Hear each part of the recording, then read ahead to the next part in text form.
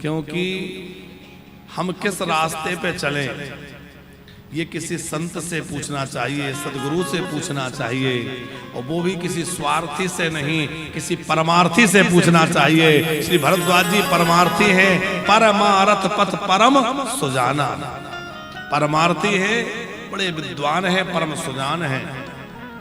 3 नदियों के घाट पर बैठे हैं भरद्वाज जी, गंगा, यमुना, सरस्वती, माने ज्ञान, भक्ति और कर्म तीनों का संगम है। देखो, आप ज्ञान के घाट पर बैठे व्यक्ति से रास्ता पूछेंगे तो वो बार बार ज्ञान पक्ष की चर्चा करेगा। जो भक्ति मार्ग का उपासक है उससे आप बात करेंगे तो वो बार बार भक्ति का पक्ष रखेगा। कर्म मार्ग का व्यक्ति बार बार कर्म की चर्चा करेगा। योग वाला व्यक्ति बार बार योग की चर्चा करेगा।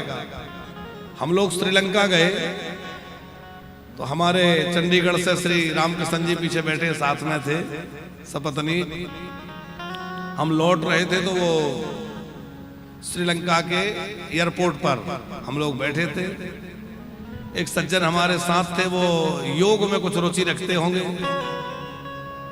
क्यों रामकृष्ण जी अब बार बार कहे कि कथा भले ही हम लोगों ने कम सुनी, हमें योग करना चाहिए।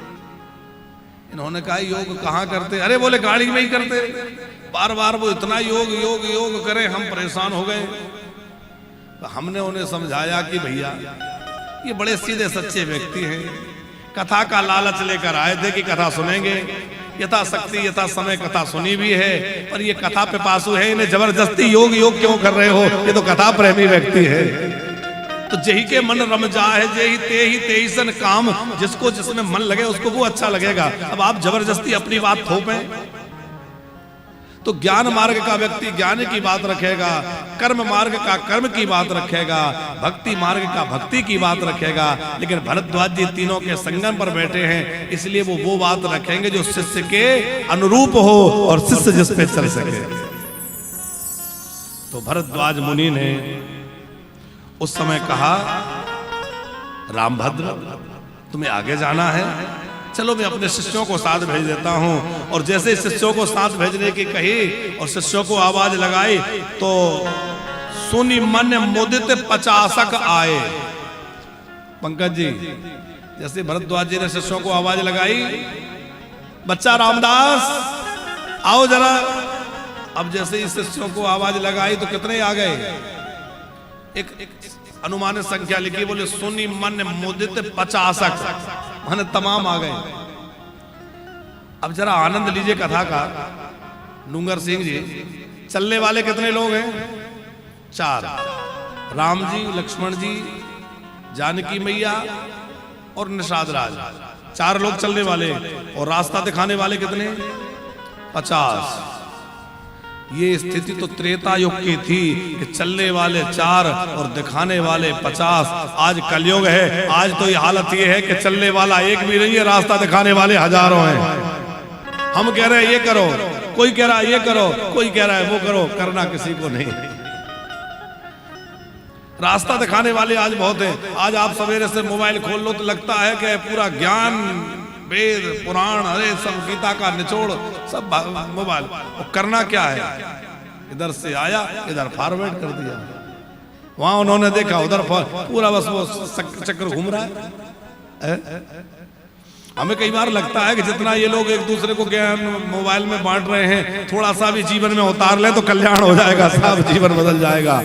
कैसी कैसी बातें स्टेटस लोग लगाते हैं, जीवन में कुछ नहीं। तो सुनाने वाले आज ज्यादा हैं और सुनने वाले कम हैं। अच्छा, सुनने के लिए कान 2 हैं और बोलने के लिए मुंह। इसका मतलब बोलो कम और सुनो ज्यादा। और जिसको सुनना आ गया वो जीवन में बहुत कुछ सीख जाएगा, समझ जाएगा। और भैया सुनना आ जाए, घर में पत्नी की, आप लोग तो यहाँ हमें 3 घंटा सुनते हैं, हम यही सोचते हैं कि चलो घर में कोई ना सुने, पर यहाँ तो इतने लोग सुनते ही हैं। है? आजकल कौन किसकी सुन रहा है? आप लोग हमें सुनते हैं तो हमें लगता है कि चलो सफल है। पंकज जी एक कवि थे, तो वो अपनी कविता सुनाने के लिए लोगों को देखते पर कोई कविता नहीं सुनता। कभी लोगों के साथ बड़ी समस्या है, कविता लिख लें और कोई ना सुने तो उनको लगता है कोई को तो सुनाए। कहीं जा रहे थे, उन्होंने देखा कि एक व्यक्ति कहीं गड्ढे में कुएं में गिरा है, सूखा कुआं, उसमें कोई गिरा है। वहां पहुंचे तो उसको लगा कि चलो कोई तो निकालने के लिए आया। उनका नहीं, निकालने नहीं आए, हम कविता सुनाने आए हैं, क्योंकि बाहर जिसको सुनाते हैं भाग जाता है, तुम भाग नहीं सकते, तुम्हें ही सुनाएंगे। वो पुलिस वाला चौराहे पे खड़े थे और पुलिस वाले ने देखा कि दो व्यक्ति भागे जा रहे हैं, एक आगे आगे भागा जा रहा है, दूसरा उसके पीछे पीछे भागा जा रहा है। तो समझ गया पुलिस वाला कि जरूर कुछ छीन के भागा होगा, कुछ करके भागा होगा। तो वो आगे वाले को पकड़ लिया, रुको या क्या करके भागे हो? तब तक वो हाँफता पीछे वाला आ गया। पुलिस वालों ने पूछा क्या हुआ, क्या लेके भागा? बोले नहीं नहीं कुछ लेके नहीं भागा। फिर भागे क्यों, क्या हो गया? बोले कुछ नहीं, हम दोनों कवि हैं और बात ये हुई थी कि तुम अपनी कविता सुनाओ तो मैं सुनूंगा, मैं सुनाऊं तो तुम सुनोगे। पर इसकी कविता मैंने पूरी सुन ली और मेरा नंबर आया तो ये भाग रहा है, सुन नहीं रहा है, इसलिए पीछे पड़ रहा हूं। तो सुनाने वालों की हालत ये है, सुनने वाला कोई नहीं। कितने लोग आए सुनने के लिए, रास्ता दिखाने के लिए। अब देखो हम तो कथा कह रहे हैं, पर ये अभी से नाराज दिख रही कि अब तो हमारे ऐसे कह रहे हो कि सुनने वाला कोई नहीं है। तो भैया घर में तो हमें लौट के अब जाना तो वही है।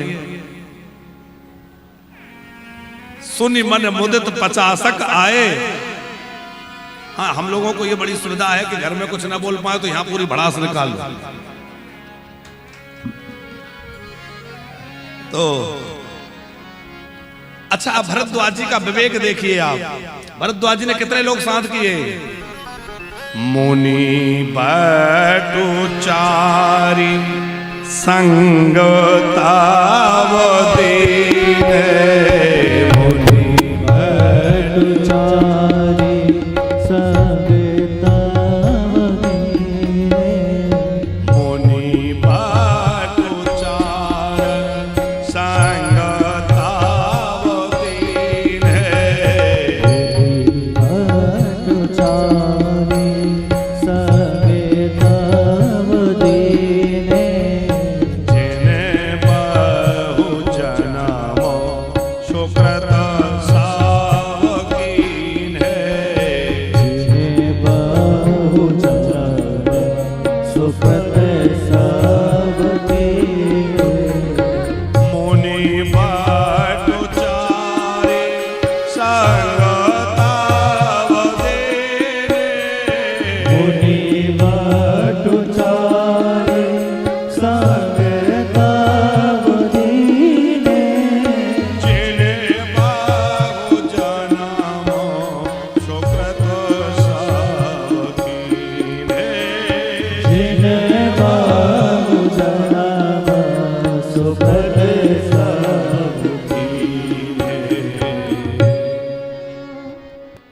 भरद्वाज जी ने कितने लोगों को साथ भेजा?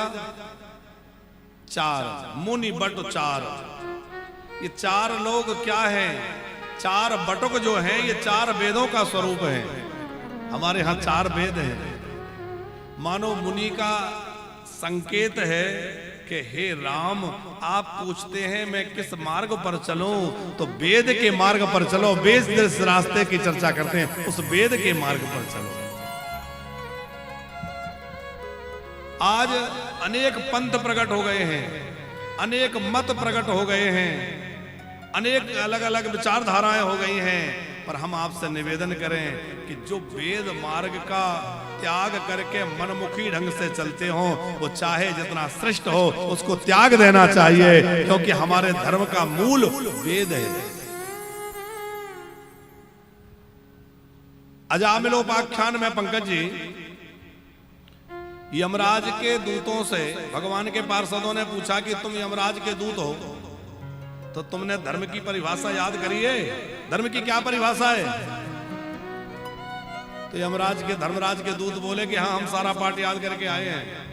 धर्म की परिभाषा है वेदा प्रणहितो धर्म, यद धर्म विपर्यया।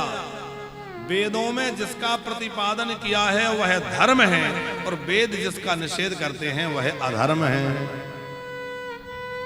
माने धर्म केवल वह है जो वेदों में कहा गया है, और वेदों से अलग जो जो बातें जो जो कही जा रही हैं वो सब धर्म नहीं हो सकता है। वेदों के विपरीत जो भी आचरण है, जो भी कार्य है, वो धर्म कदाचित नहीं हो सकता। तो 4 शिष्यों को माने 4 वेदों का रास्ता दिखाया, और 4 शिष्यों के साथ राम जी आगे बढ़े। कुछ दूर रास्ता दिखाकर शिष्यों को विदा कर दिया। राम जी ने आगे बढ़कर यमुना जी में स्नान किया, और वनवासी सब वो नर नारी राम जी को देखते हैं, किशोरी जी की सुंदरता को देखते हैं, चकित हो जाते हैं कि अरे वन में ये सब कौन आ गए, ये कैसे सुंदर हैं। कोई कह रहा है लगता कोई देवता है, कोई कह रहा नहीं नहीं कोई मुनि है, बोले नहीं नहीं ये कोई राजकुमार है, मुनि का भेष धारण किया हुआ है। और गोस्वामी जी कवितावली में लिखते हैं कि पुरते ने के सीर गोबीर बधो,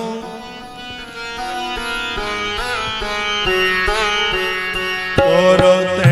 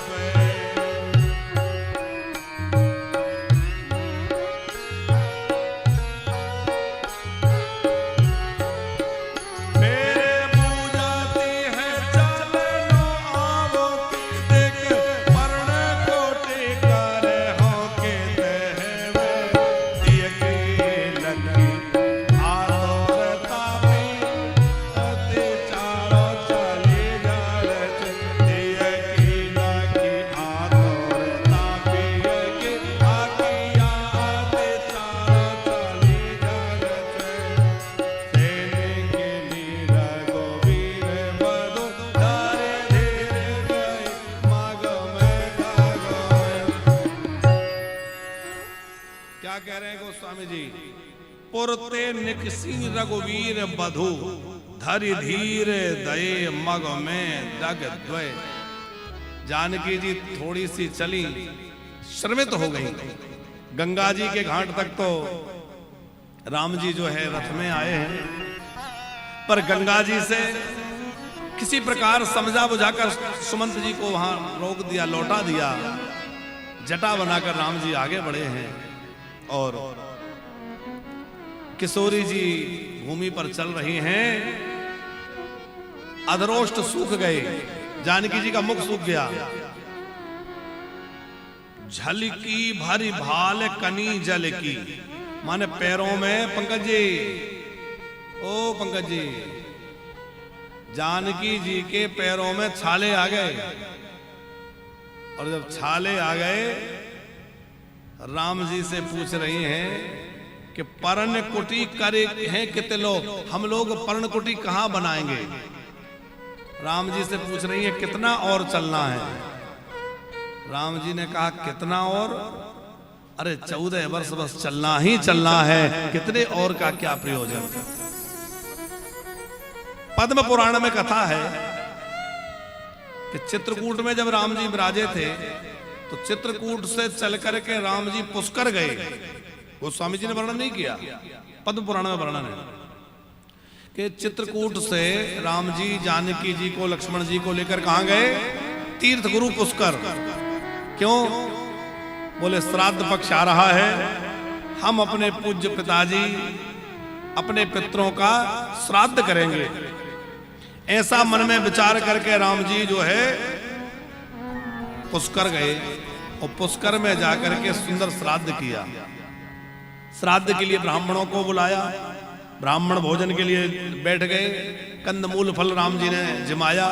क्योंकि श्राद्ध करने के लिए वही अन्न की विशेषता है, जो अन्न हम ग्रहण करते हैं उस अन्न से ही श्राद्ध करना चाहिए।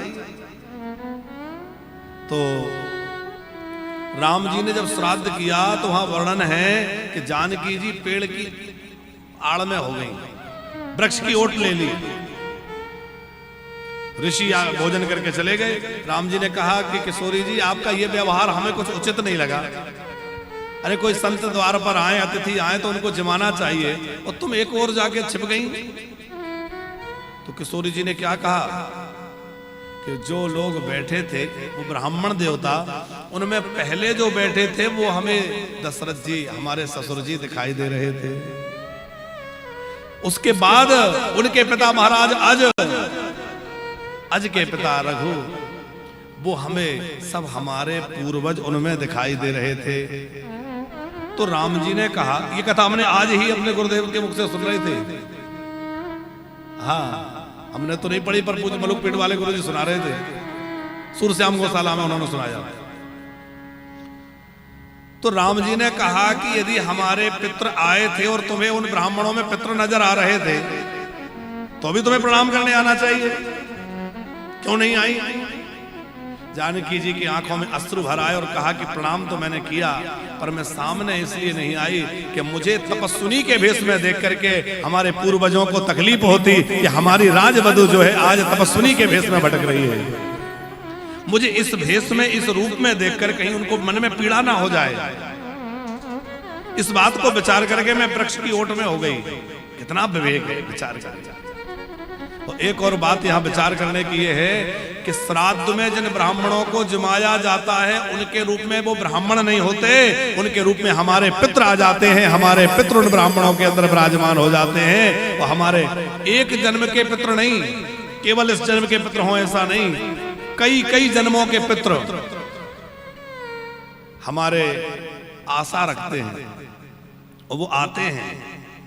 कोई कह रहा था महाराज जी हमारे पितृ मुक्त हो गए होंगे तो फिर हमारा पिंडदान कहाँ जाएगा? हमने कहा भैया यदि पितृ मुक्त हो गए होंगे तो मुक्त हो गए, भगवान के यहाँ गए होंगे। और हम लोग जब पिंडदान करते हैं तो एक शब्द बोलते हैं पितृ स्वरूपी जनार्दनाय। तो पितृ तो जनार्दन स्वरूप ही है, भगवान नारायण को प्राप्त हो जाएगा। किसी ने कहा हमारे पितृ किसी और योनि में होंगे, ना तो वो पितृ बने ना मोक्ष हुए, वो हिरण बन गए और कोई जानवर बन गए, पशु पक्षी बन गए। तो श्राद्ध का ऐसा शास्त्रीय विधान है कि आप यहां श्राद्ध में पिंड भले ही जिस भी अन्न का दे रहे हैं, पर आपके पितृ जिस लोक में अथवा जिस योनि में जिस रूप में हैं, जैसे वो गाय के रूप में हैं तो चारा बन के उनको वो मिल जाएगा। ये शास्त्रीय बात हम कह रहे हैं। आधुनिक लोगों को तो ये बात समझ में आने वाली नहीं है। यदि वह सिंह आदि कोई ऐसी हिंसक पशु की योनि में है तो उनके उस भोजन के रूप में हमारा श्राद्ध प्राप्त हो जाएगा। यदि वो स्वर्ग चले गए तो अमृत के रूप में हमारा श्राद्ध उनको प्राप्त हो जाएगा। वो जहां भी जिस योनि में है हमारा दिया हुआ श्राद्ध उनका भोजन बन के उनको वहां प्राप्त हो जाता है। तो भैया अपने पितरों के निमित्त श्राद्ध और तर्पण अवश्य करना चाहिए। अच्छा, वहां से राम जी चल करके कुरुक्षेत्र गए, पुष्कर से चल करके कुरुक्षेत्र गए। और वहां की बड़ी एक विचित्र घटना कि जब भगवान राम जी जानकी जी के लक्ष्मण जी को लेकर जब कुरुक्षेत्र पहुंचे तो राम जी ने कहा कि लक्ष्मण बहुत चलते चलते थक गए हैं, ऐसा करो थोड़ा कमंडल में जल ले आओ। लक्ष्मण जी बोले देखो हम भी बहुत थक चुके हैं, हम भी तो तुम्हारे साथ पैदल चल रहे हैं, कोई तुम्हारे गुलाम तो है नहीं, तुम्हारी सेवा तुम्हारे घरवाले की सेवा यही करते रहे। जानकी जी तो परेशान, ये क्या कह रहे हैं लक्ष्मण को, क्या हो गया? वहां से राम जी ने कहा कोई बात नहीं लक्ष्मण, हम लोग आगे चलते हैं। आगे गए तो लक्ष्मण जी रोने लग गए। राम जी ने कहा क्यों रो रहे हो? बोले प्रभु मैंने आपसे क्या क्या कह दिया, आपने जल मांगा और मैंने आपसे कैसे वचन कह दिए, मुझे तो बड़ा दुख हो रहा है, मैं तो गिलानी से गला जा रहा हूं, चरणों में गिर गए। राम जी ने कहा लक्ष्मण इसमें तुम्हारा कोई दोष नहीं है, ये उस भूमि का दोष है। उस भूमि का प्रभाव ऐसा है कि वहां भाई का भाई के प्रति कोई प्रेम नहीं रहेगा, किसी का किसी के प्रति कोई लगाव नहीं रहेगा। आने वाले समय में इसी भूमि में महाभारत का युद्ध होगा। बोले ये वो भूमि है।